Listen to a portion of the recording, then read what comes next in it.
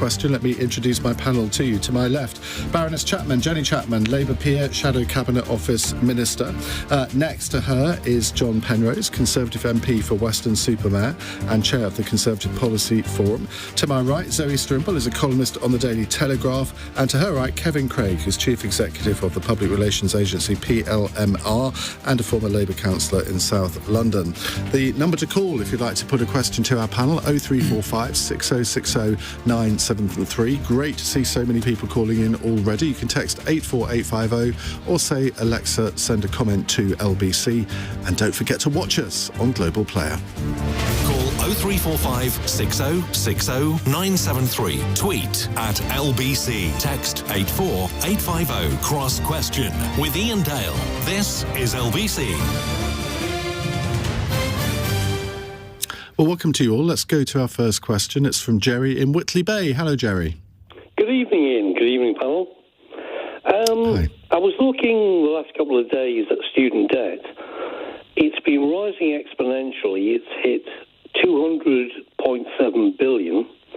By 2040, in 2023 terms, is expected to hit 460 billion. The question is, why are the graduates we need, particularly doctors, scientists, engineers, subsidising the people in society who get degrees that we don't need? Well, this, of course, on the day that Keir Starmer announced that he would not be reversing tuition fees if he gets into power, or sort of announced that, which was one of his key election pledges. Jenny Chapman, let's come to you first on this. You were Chief of Staff to Keir Starmer during his leadership election. Owen Jones, if he were here, he would be saying, well, he's ditched virtually every single pledge that he made in the election campaign. Why has he ditched this one? Well, I mean, when the facts change, I change my mind. What do you do? I think is the phrase. We're in a very different situation now. We're out of the EU.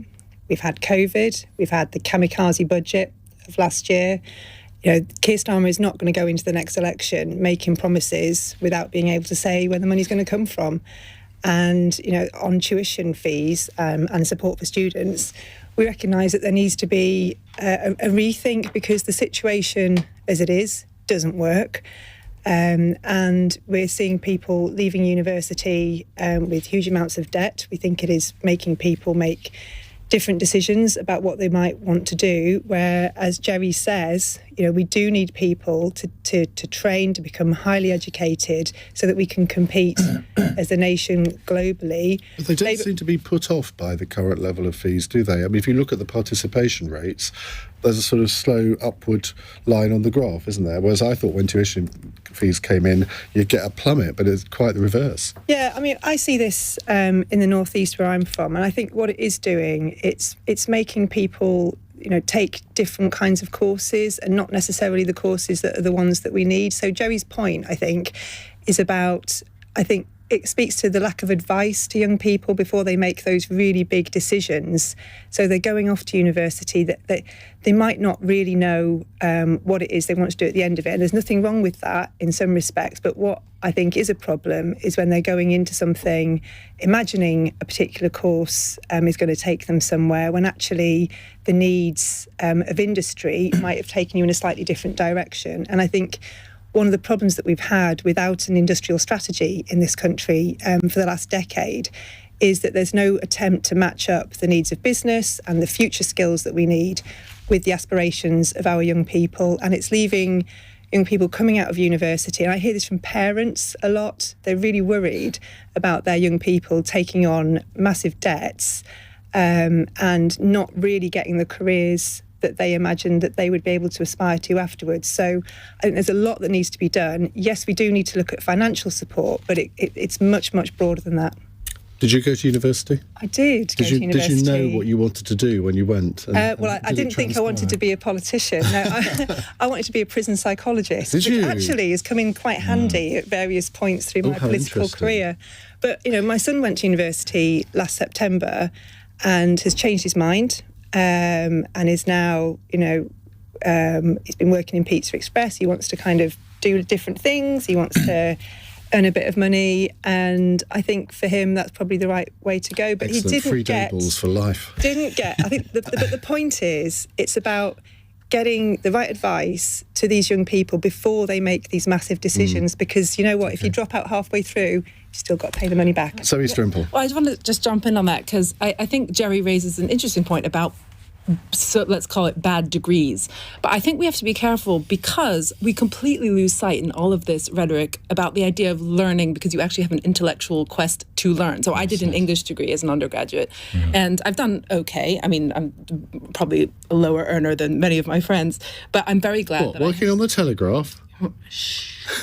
I mean, I'm not a lawyer, I'm not a doctor, I'm not, I have a very, but the point is, a degree like that gave me an opportunity to kind of think and learn in ways that I would never, ever have again, until I went back and did graduate work. But that's funded differently. So I think we really, I think we risk being completely kind of instrumental about learning, and that is sad to me. That said, there do seem to be these lots and lots of these degrees which are a bit of a mishmash. So people go into them, maybe like business studies or, things that are kind of quasi-vocational, but are still taken as degrees. And then those are the ones that they come out and they think, hang on, I thought I was going to get a kind of one-to-one correspondence between degree, career, and then they don't get that. The final thing I just would say quickly is that I think in general, there's a misplaced emphasis on university in general. And I think socially, there's a big shift that needs to take place where the stigma is kind of completely, really as a matter of urgency, we work to get rid of that stigma if you haven't gone. And jobs should not say they require university graduates. I don't think it means anything. It completely depends on the degree and the person. And also to invest in sort of the other things people might want to do, because at the moment people don't feel like it's a genuine option for them to pursue other things. And it's partly to do with stigma, and it's partly to do with the requirement that they have a degree.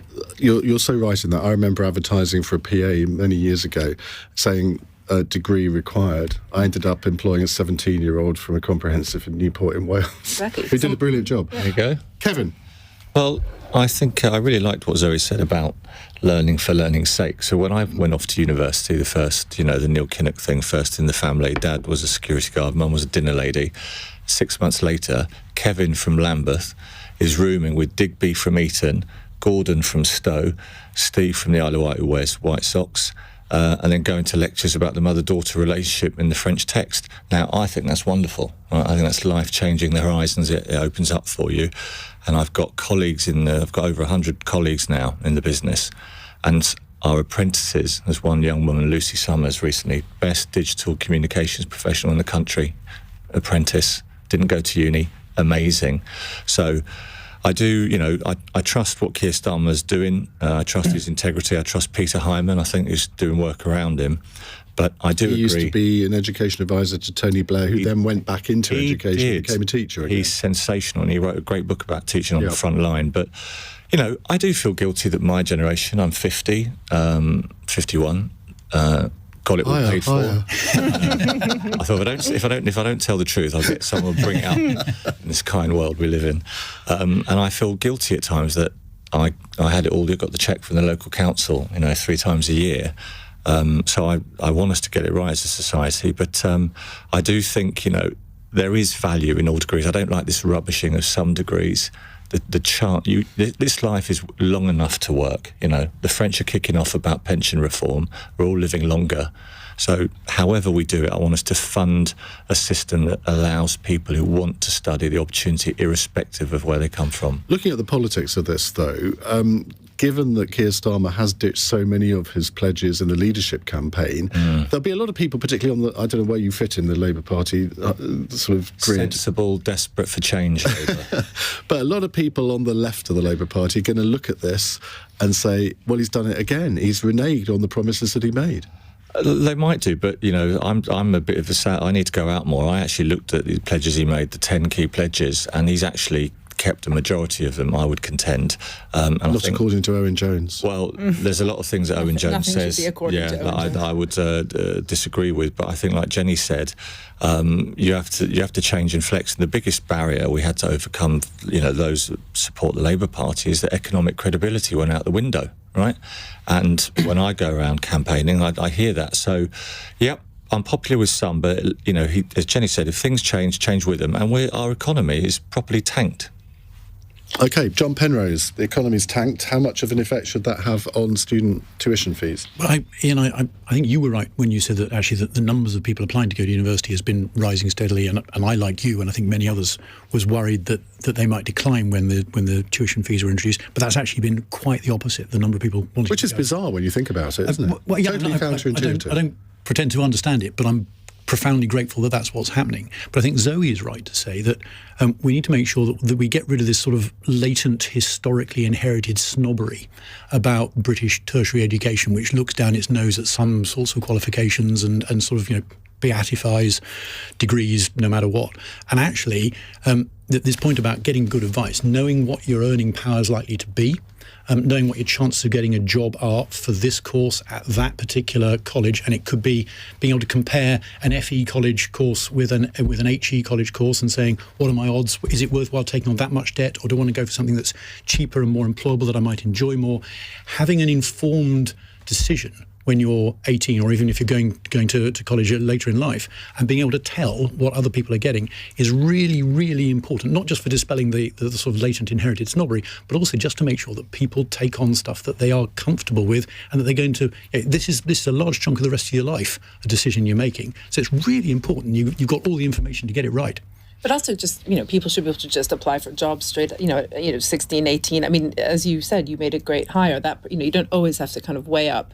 There's no kind of, I don't think you have to have any qualification. I mean, the qualifications is only as good as, I was just thinking also, I grew up in America, and it depends what model we're looking towards. A lot of the time we seem to want to be more like America. Britain always tries to ape America. We import a lot of ideas, bad and good, but then we sort of get more European on things like this. And still, to my eyes, like the tuition fees, while high, and that salaries are much lower in the UK, so it's different, but they're still a fraction of what they are in the US. So it's it could be much worse. That said, the whole system has done huge amounts of damage to American youngsters. So, do you think people liken the current system to a sort of quasi-graduate tax, but it isn't a proper one? Do you think that sort of putting, 2 or 3p on income tax at the lower and higher rates for graduates, including past graduates, would be a more understandable way of doing it? I don't know what the economics of that would be, whether you'd have to put much more than 3p on, but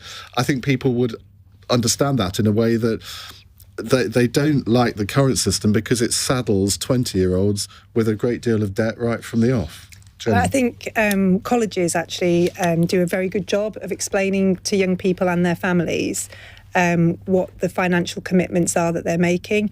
The issue I've got isn't that people getting the benefit of a university education should contribute towards the cost of it. The issue is that a young person, say in Darlington, which obviously I know very well, wants to have a career in that place, and they need to know when they're taking on that debt that what the local employment landscape is going to be like. They might want to know about apprenticeship options and other ways of getting at their education, maybe spending part of their time in the workplace. That isn't well enough developed, especially in places like the North East, Right, where those young people need it more than ever. Most of the apprenticeships in this country are in the South East and in London and in the major cities. They are not in the towns and in Why the is that? regions. Because I don't think enough effort has been made. This needs the government to lead it. It needs the government to say to big employers and small and medium-sized businesses too, there's something in this for you. You've got a responsibility to future generations in your community. There's a self-interest that you have. When you go around a lot of the big manufacturers, you'll see a workforce, mostly men, mostly over 50.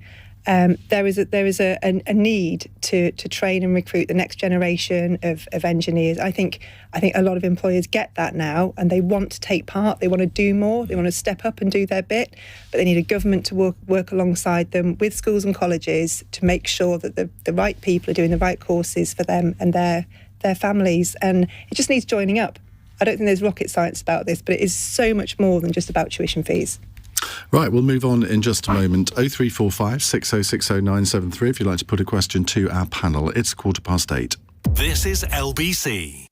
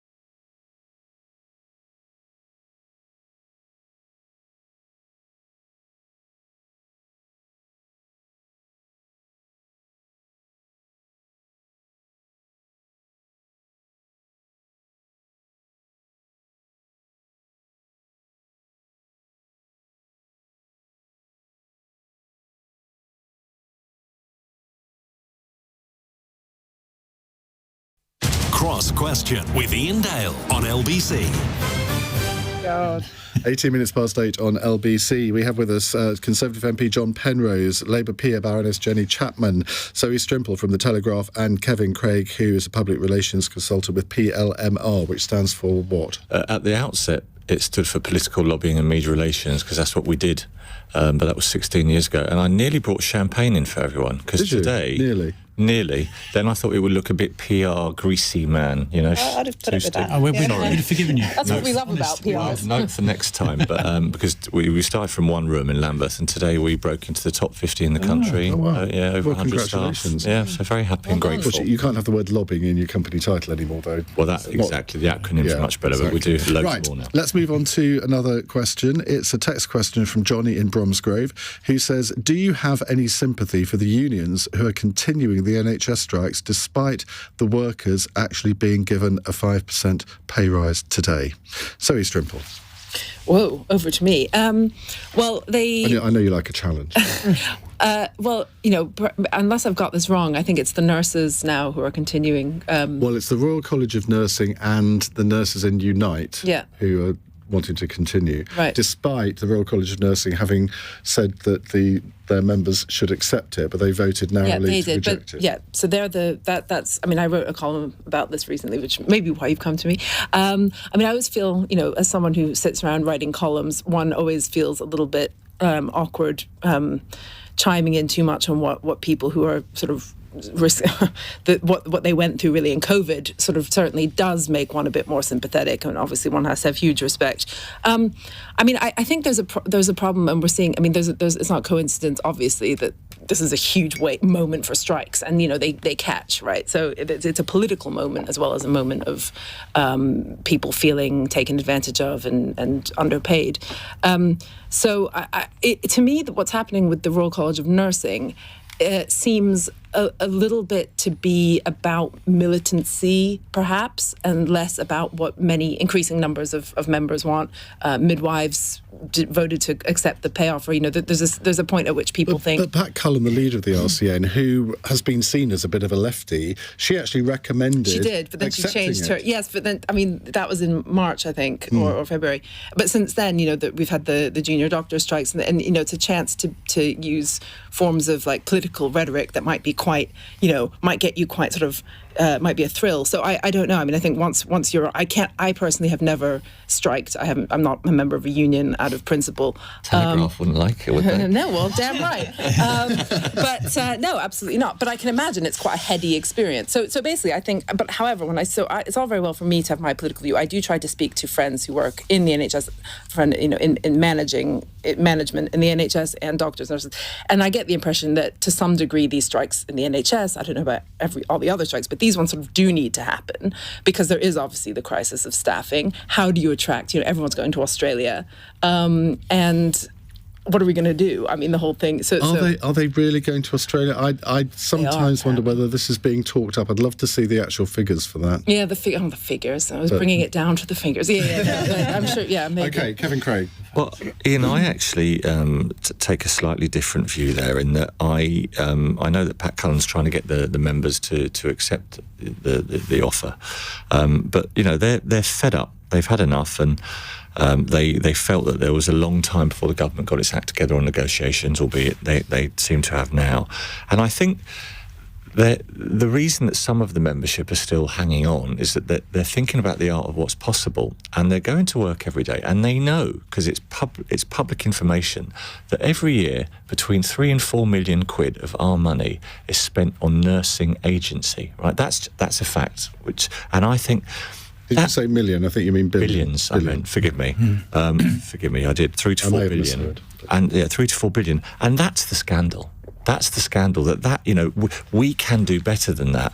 And I think that the membership, as Zoe said, were clapped and appreciated, and they just, they're angry. And that's why some are hanging on, I think. But, to be controversial for a second, the very same nurses who you're lauding are the people that are spending 3 days a week working in the NHS and then deliberately doing 2 days a week for an agency because they can earn more doing that. Now, I don't blame them for that. That's a rational economic decision. It is. But, mean, there's fault on both sides here. Well, but I actually, that's about individuals making, justifiable economic decisions. But the government, those in charge, we can do better than that, because politicians have the power to change. Jenny and John are there, and that just does not add up. Whoever's in charge, that amount of money on nursing agencies is crazy. John Penrose. I'd agree with that last point very strongly. I mean, the issue which successive governments, from Tony Blair on through, and quite possibly before that as well, have not dealt with sufficiently has been the levels of training of new medical professionals of all types and grades.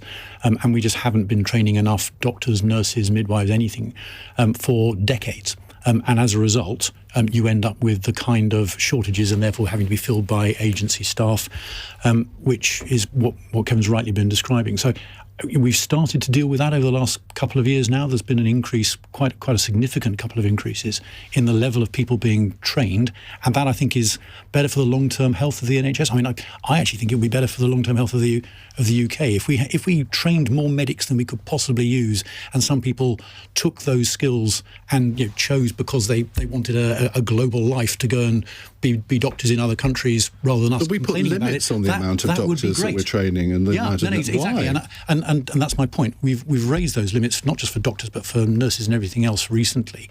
I think we should have done it 30 years ago, and we probably might need to do it again because we haven't been training enough people. And wouldn't it be great if the world was populated by, instead of us net importing medics from all around the world, we were exporting them? What a great piece of British influence and soft power if you're being treated by a Brit doctor. And instead we're leeching doctors and nurses from third world countries that actually need them themselves. Yeah, I mean, I don't criticise them for coming at all, and for goodness sake, the NHS would fall over without them at the moment. But I just think as a long-term strategic answer to this, we've just got to train an awful lot more medics of all kinds. Jenny?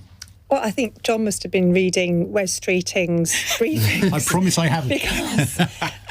Because this is precisely the problem. That we haven't been training enough doctors and nurses, and we need to train more urgently, because one of the reasons that the nurses are striking, yes, is about pay, but I come from a family of nurses, and it isn't just about pay. It's because they know that the care that they're able to provide right now, with the understaffing and the number of vacancies that there is and the pressure that they're under, is not the care that they were trained to provide, or that their vocation makes them want to deliver. And they're very concerned about what's happening in the health service. And we do need to. I mean, the Labour Party's put forward an idea about how you could raise the money from doing the tax on people with non-dom status differently, and using that to spend on additional nurses and doctors training places. I think that would be a really good start. But there are so many young people in this country, and we were talking about higher education just now, who want to be physiotherapists, they want to be speech therapists, they want to be nurses, they want to go into medicine. They're getting really good grades, but those places are not available for them at UK universities. That is wrong. And the fact that we are spending £4 billion a year on agency staff, that's half an HS2 every year that we're spending, and we don't need to spend. And those are opportunities and careers that we're denying our young people. That is wrong. The Labour Party has some ideas about how to go about that, and I'm pleased and surprised that John seems to be welcoming some of that, because this shouldn't need to wait for a general election. This ought to be something that we could get on and start to deliver now.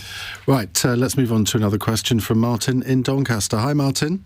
Hello, Ian and panel. Yeah, my question is what will constitute a success or failure for the Tories and Labour on local election night?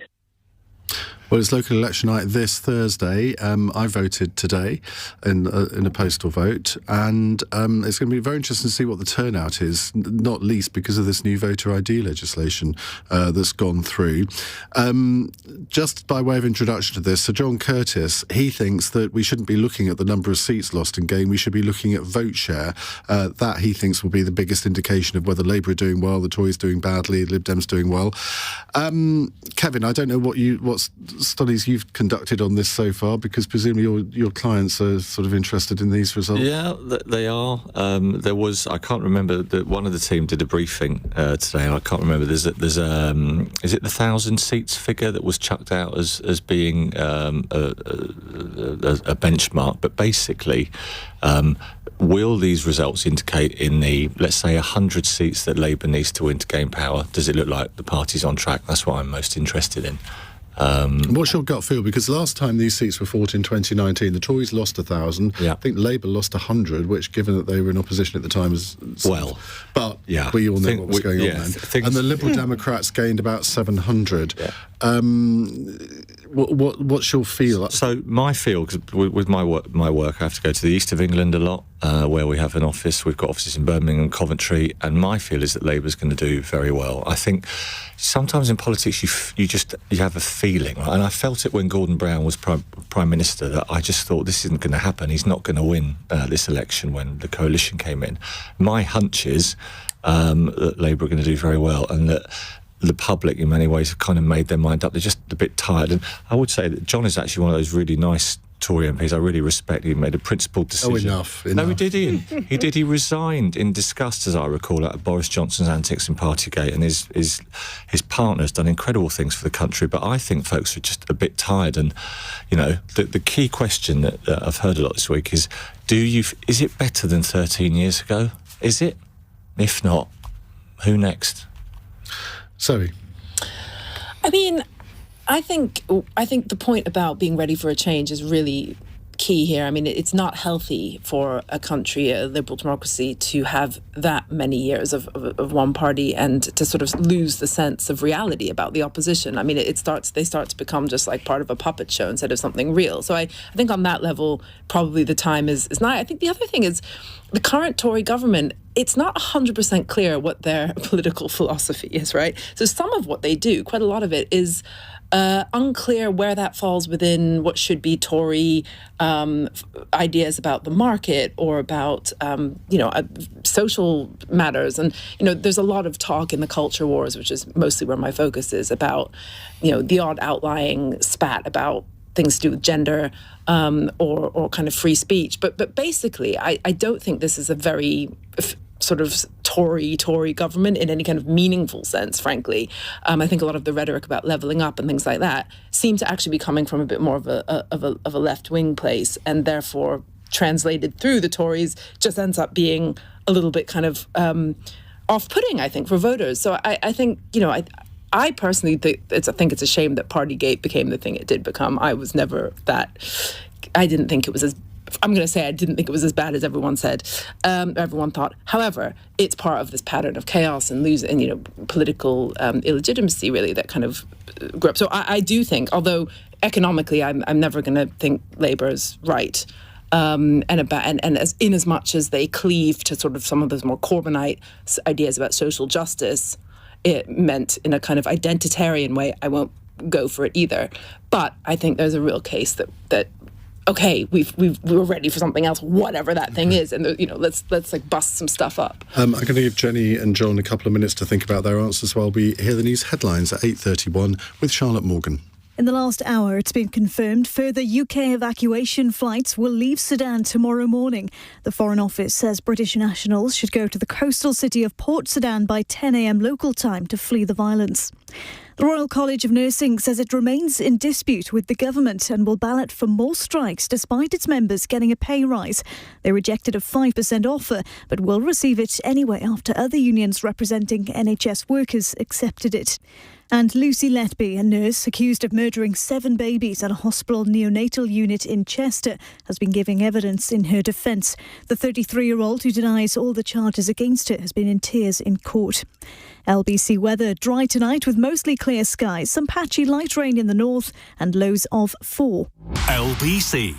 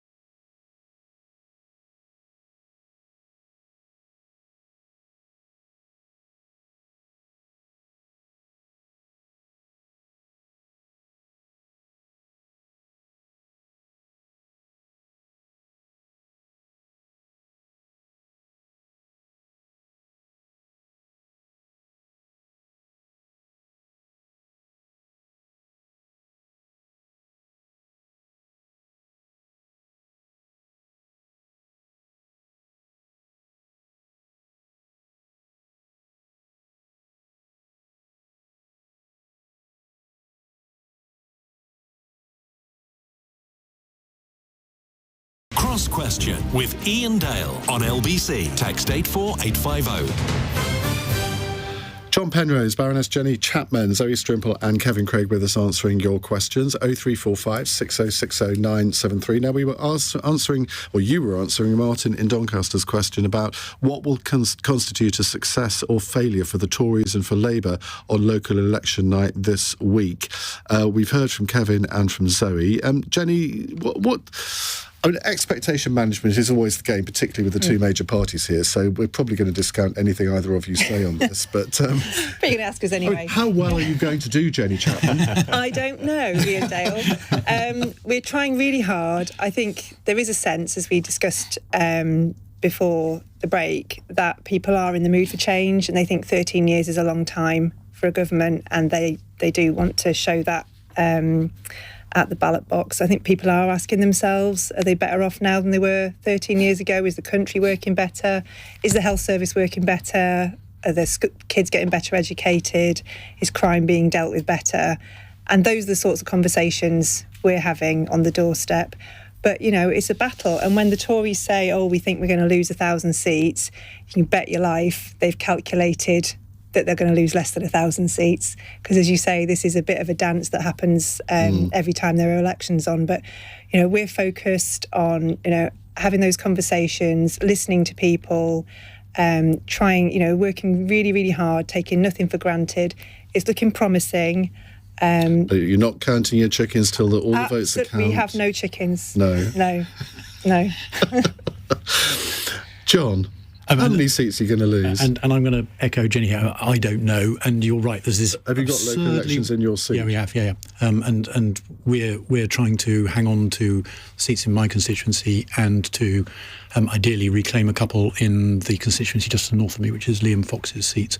And we might make a couple of gains with us too, but nobody is able to predict. And this is an absurdly wide range of between, as you said, between 1,000 losses and 250 losses.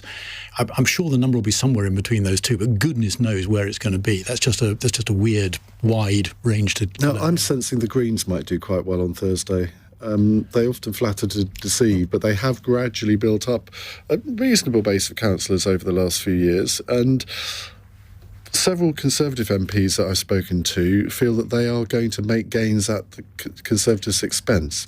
So the bit which is easy, sitting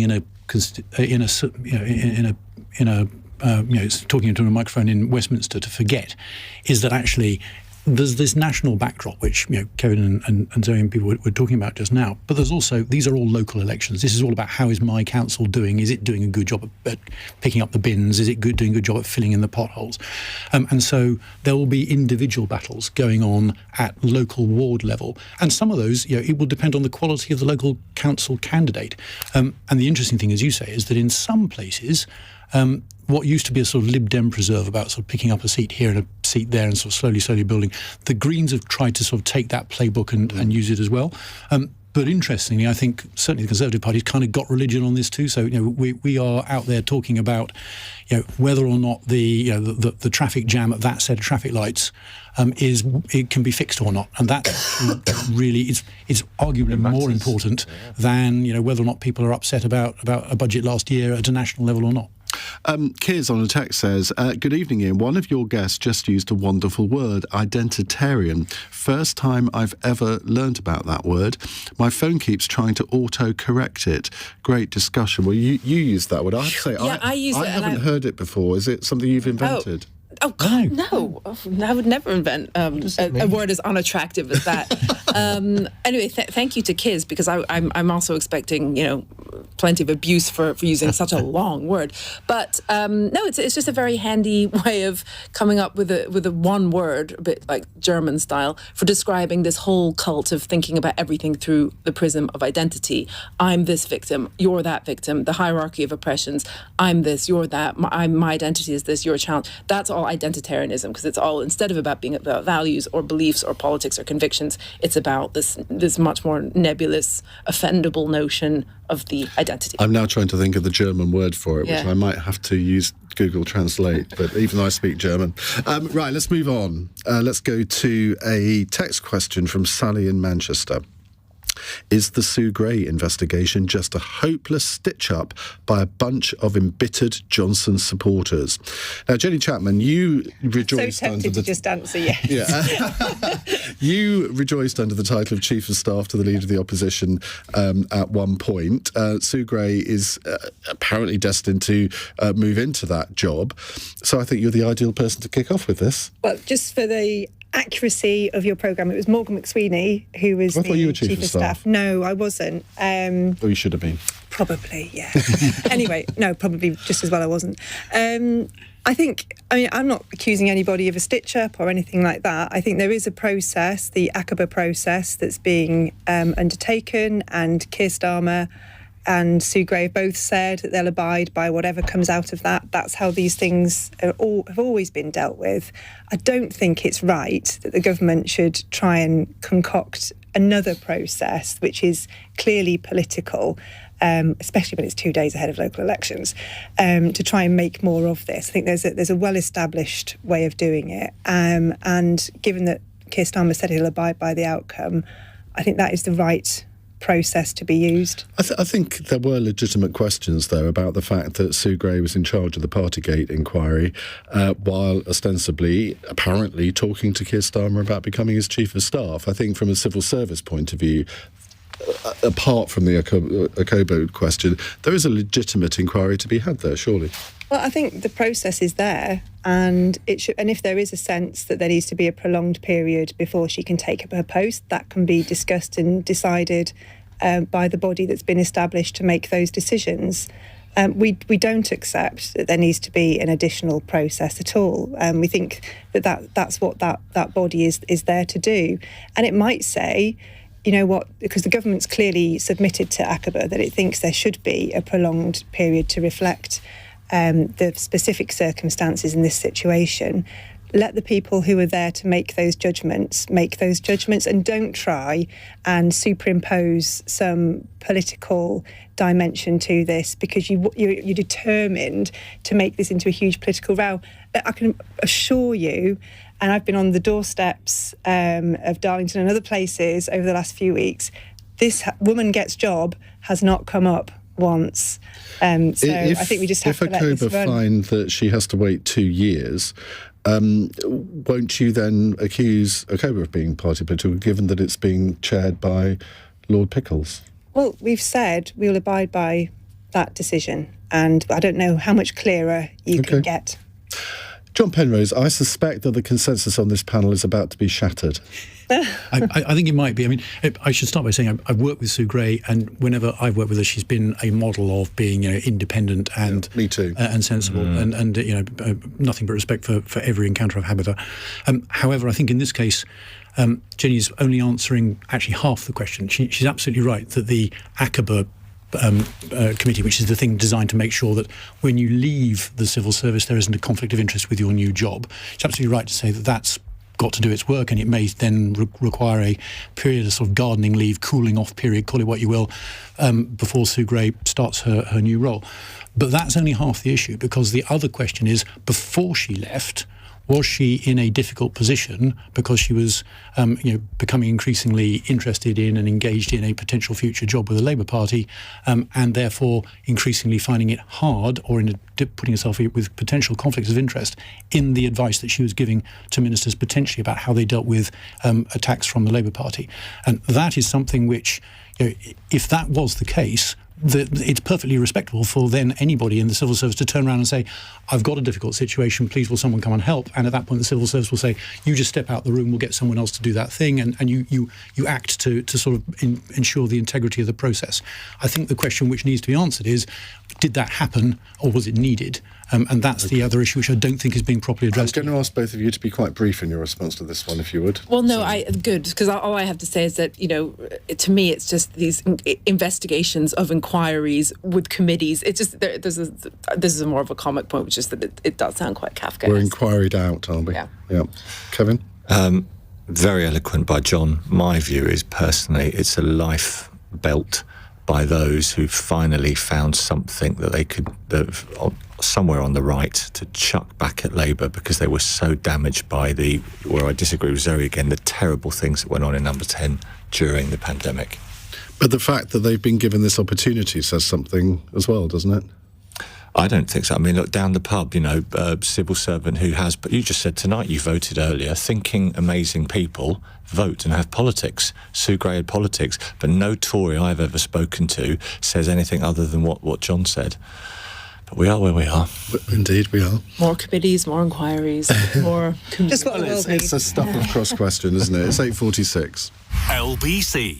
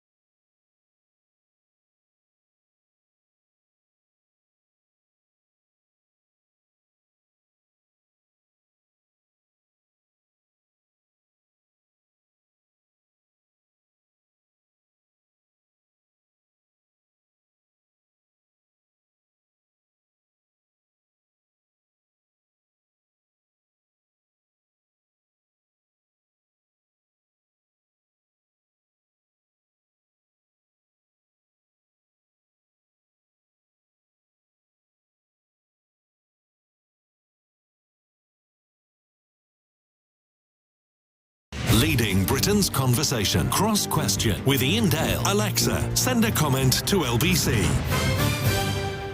John Penrose, Jenny Chapman, Zoe Strimpel and Kevin Craig with me taking your calls. Now, we have a very suspicious listener who doesn't give a name, who says, why is John Penrose wearing a barely concealed earpiece? Well, obviously, because he's a Tory MP, he's not very clever, and Corey is feeding him all of the answers to every single question.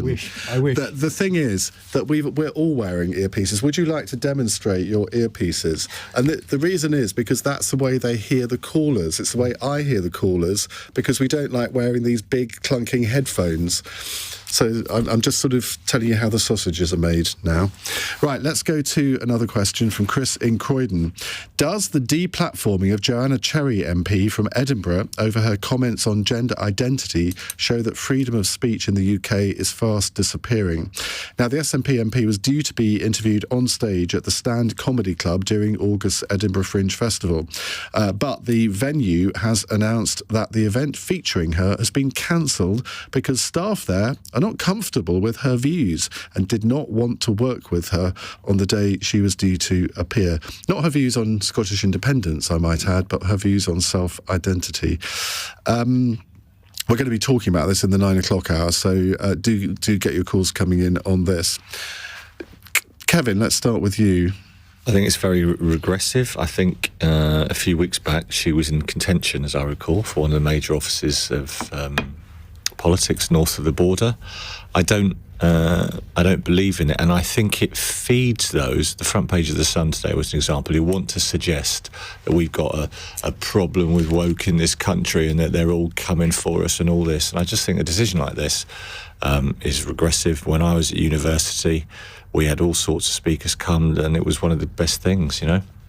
I do apologise. This was actually a caller rather than a texter. It's Chris in Croydon. Chris, I hope accurately reflected what you wanted to ask, but I apologise for not going to you. Do you just want to add a little bit onto your question, give your opinion? No, that was the main issue that I wanted to hear you deal with. Yes, that was it. Right, well, I will look at my screen more carefully in future, I promise. Zoe, you write about these issues quite a lot in the Telegraph. Yes, I do. And I'm not convinced that free speech is the most useful way to think about this issue. I actually have come to think that university culture is the issue. Campus, the elements of campus culture, obviously not all people at university or universities. So I think what we see it in America, we see it in Britain, we see it worse in America, actually, is a kind of insanity, right? That manifests in incredibly authoritarian behaviour, bullying behaviour. We saw it with Kathleen Stock at the University of Sussex. She was the original sort of gender-critical professor of philosophy there, who was kind of driven out.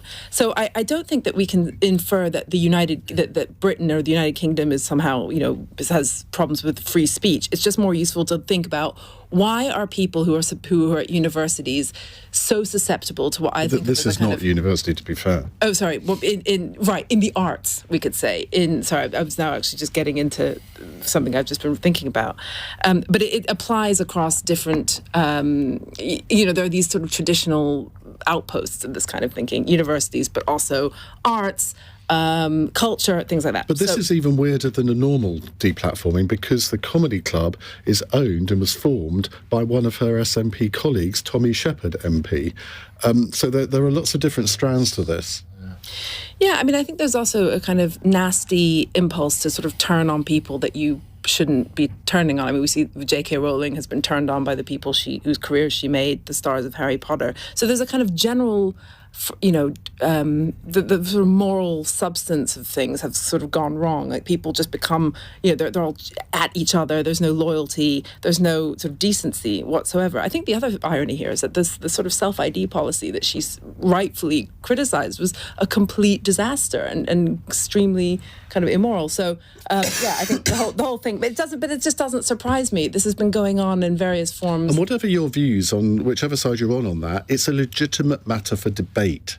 It's not sort of one of these things where we know we wouldn't want to platform an overt racist or anti-Semite or at the Edinburgh Fringe, but this is not that kind of thing. And maybe we would. I mean, the thing is, if it doesn't fall short of, if it doesn't incite violence, or if it sort of can be argued legally, then actually, speaking as someone who writes a lot about anti-Semitism, and I'm very, very sensitive to it, I actually still think you probably should let anti-Semites, you should let Hitler apologists, you need to be serious about what you mean by the law and then by free speech. And I think, we now have this sort of overhyped idea of safety, right? Yeah. So it's like, it's so unsafe to be exposed to these things. Well, firstly, it's not actually unsafe. Unsafe is when bombs are falling on you, like in Ukraine. And also you have the option not to go. So... Well, the point here was that some of the staff at the venue decided that they didn't... So they're ruining it for everyone else. They felt uncomfortable. Yeah. But then they should just lose their jobs. Well, that's a point of view. Jenny?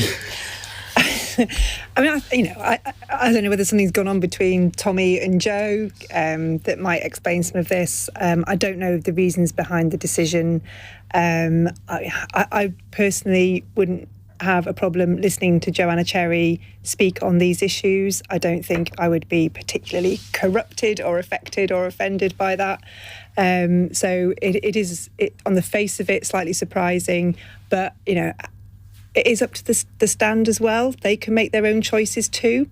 We can choose to go or not to go. The stand can choose to put on whatever acts feels it wants. These actions have consequences. Jackie Smith and I are looking for a venue in Newcastle to do our For the Many podcast. I can recommend. Well, it won't be happening at the stand in Newcastle. I'll tell you that for nothing. We have some very good venues. Excellent. Well, I'd love you to recommend some, because we can't find one at the moment.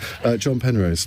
Well, I mean, I'm sort of on the side of the free speech merchants because, I have to listen to some of the most unutterable rubbish in the House of Commons on a regular basis. But it doesn't mean to say that I start trying to bully people or shout them Jenny's down. no longer an MP. Oh, that was me. and not meant either. You can take it. But the point about democratic debate is that someone can say something which you really strongly disagree with, which you think is complete tosh and utter rubbish, and the answer isn't to bully them, to shout them down or anything like it, or to try and deplatform. The answer is to explain politely why you think they're wrong, and to destroy their argument with logic and sense, and persuade other people that you're right and they're talking rubbish. I don't think that's got to be the thing, rather than just sort of worrying about whether or not you actually get to hear the stuff in the first place. Perhaps you can just accept that you don't agree with everybody. And I think just to go back to what I was saying about the example of the rabid anti-Semite. I mean, I think there are grounds sometimes for conscientious objection to things. I mean, I probably wouldn't want to. I would think carefully about what kind of work I did for, but then I wouldn't expect to keep I would sort of quit and leave. And I think there are little frameworks in place for all of these things: how you behave when you're working for a company, how you express, problems with it, what kind of speech is legal, what kind of speech isn't legal. It doesn't all have to take the shape of these tantrums that happen all the time and are so ugly. Some breaking news. The Metropolitan Police have said that a man has been arrested outside Buckingham Palace tonight after throwing items suspected to be shotgun cartridges into the palace grounds. Police say a controlled explosion has been carried out. We'll have more on that a little bit later. Thank you very much, Chris, for that. Let's take a call from Jim in Christchurch in Dorset. Hello, Jim. Hello, Iain. Hello, team. We're being asked to make a pledge at the weekend on the monarchy. As I see it, it's the biggest referendum in our history, because if you want to make a pledge, at least over 30 million would have to vote yes, because we've got about 60 million voters in the country, 5 million probably under 18. So if you've not got a positive vote over 30 million, it would mean it'd be a negative vote. Yeah, but how would we know, I suppose, if someone's made a Pledge of Allegiance? But we know two people that have. John Penrose? So every member of Parliament who wants to take their seat has to take a Pledge of Allegiance to, in my case, originally it was at the start of this Parliament, it's the Queen, but it automatically becomes the King. Because you had to renew it, didn't you? Yeah, well, we didn't have to. It automatically renewed, but most of us chose to. Yeah, right. So I did. So I've got absolutely no problem with renewing it, and I plan to do so enthusiastically on Saturday. But equally, we are a free country, and if people don't want to, then they can stay sitting if they feel that way. That's what being in a democracy is. Jenny? I mean, I have as well, and I, did it very happily, and I think it's important to do the constitutional job, the role that I have, that I did that. I probably won't on Saturday, but I wouldn't read anything into that. I just think we're not being asked to, it's not a requirement, it's an invitation. And I don't have any judgment one way or the other on people, whether they get around to it, forget about it, too busy having their garden party. I think it's quite a nice thing if people want to, but I don't think it's a huge symbol of anything. Zoe, at school in America, I'm assuming you went to school in America, you had to do this every day. I pledge allegiance to the flag of the United States of America, to this republic for which it stands, one nation under God, indivisible, with liberty and justice for all. Every day. I was born in this country, didn't even have an American passport at that point. Yeah, I mean that's a different culture. Pledging for the Pledge of Allegiance to the King, sure, that feels better to me than the American Pledge of Allegiance. Kevin? I don't have a problem with it in principle at all. I think it's more relevant when folks have to do it in officially elected positions. But broadly, the monarchy adapts over time. I like Prince Charles. He was ahead of his time on environmental policies. I think he's a decent bloke. That's a tough gig being a royal, by the way. And so I'm happy about it, and I wish him good luck. By the way, it's King Charles to you. What did I say? Prince. Oh. No way. Yeah. It's hard. That's what happens when you get to 50, Kevin. Oh. Hey, you're up to Sarah London. Carry on doing that. It's the start, I'm afraid. I can tell you I'm 60. Right, final fun question from Emma in Hove. A student at an art gallery in South Korea saw a banana taped to the wall as part of an installation, but he felt hungry, so he ate it. Which major artwork or sculpture would you be more than happy to remove from public view immediately? Now, I know, Jenny, you're very keen to answer this question. I'm not, because I don't... know the first thing about art. So I wouldn't put myself as the person to be the judge of what should be removed and what shouldn't. I quite like seeing bits of sculpture around the place. Wouldn't claim to be able to interpret any of it. So I'm probably the last person who should be answering this question. So you're not going to answer it? This is a politician saying, I don't know. John Penrose. Am I allowed a building? Yeah. Oh. Yeah, well, there's a brutalist building called the Centre Point in the middle of London, which I hate with a passion. Isn't that where the CBI live? That's not I've no art, idea who's though. actually. Well, I think it's actually a listed You've building. broadened- I think it might he's be done a listed. pivot there to I think something it else. might be a listed building. But if I could empty it of all people first and then put some TNT under it, Particularly the CBI, given recent events. Kevin. Well, I stand to be corrected, Ian, but I believe that the Tate, who we all, I suspect, love and admire, back in paid over £20,000 for an installation which was by the Italian artist Piero Manzoni, and it was a tin of his own excrement at a price equal to its weight in gold. And I'd go back and I'd try and get a refund on that 20 grand. But one of the best stories from art ever that my dad told me because he came home late from a night shift. Right, Zoe, do you want to SH1T and get off the pot? Oh, wow. Okay. Well, I was just thinking how much I appreciate someone eating the banana from the thing. Yeah. They're hungry. Great reason. Mine is probably two. One would be the meeting place in St Pancras Station, which shows this kind of couple in each other's arms, and it's supposed to represent the romance of travel. It's a recent sculpture by Paul Day, and I'm just thinking, the romance of travel, try like incredible stress, hauling thing, being late, not being able to find your ticket, etc. So that one really annoys me, and it's quite tacky. And then poor old Mary Wollstonecraft, who's obviously one of the most amazing women to have ever lived in Britain, has this hideous sculpture that was supposed to pay homage to her by Maggie Hambling in Newington Green. And I don't want to take Mary Wollstonecraft out of public awareness, but it pains me that that's supposed to be the kind of memorial of her. Not memorial, but... Well, you did two, so Jenny didn't have to do one. Well done. Thank you to all of you. Really, really, really interesting hour. Thank you to John Penrose, to Zoe Strimpel, to Jenny Chapman, and to Kevin Craig. Coming up in a moment, we're going to go back to the subject of Joanna Cherry being cancelled by the Stand comedy venue in Edinburgh, at the Edinburgh Fringe. She was due to take part in an In Conversation interview, but they pulled the event because some of their staff feel a bit sort of hurty about the fact that she was going to speak there because of her views on self-identity. Joanna Cherry is an award-winning King's Counsel. She is a really interesting politician. She is an elected politician. What are the free speech implications of this? I mean, does any elected politician deserve to be cancelled in this way? 0345 6060 973 is the number to call here on LBC.